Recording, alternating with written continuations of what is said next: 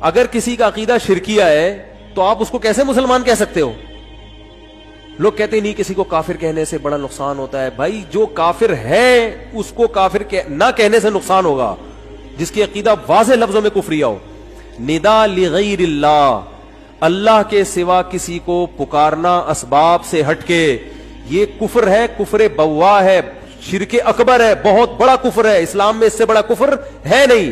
یہی تو قصور تھا مشرکین مکہ کا.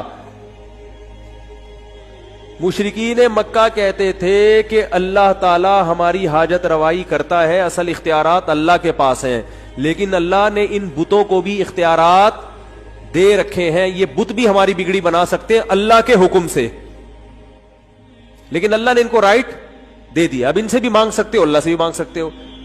تو اسلام کو اس پر اعتراض نہیں ہے کہ بت کے سامنے کیوں جھک رہے ہو، نہ اسلام کو اس پر ہے کہ اللہ کے سوا کسی اور کے سامنے کیوں جھک رہے ہو، چاہے بت ہو، چاہے پیغمبر ہو، چاہے فرشتہ ہو، کوئی بھی ہو.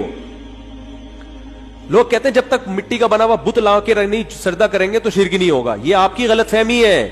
وَمَن يَدْعُو مَعَ اللَّهِ إِلَٰهًا آخر، جو اللہ کے ساتھ کسی اور کو پکارے گا وہ مشرک ہے.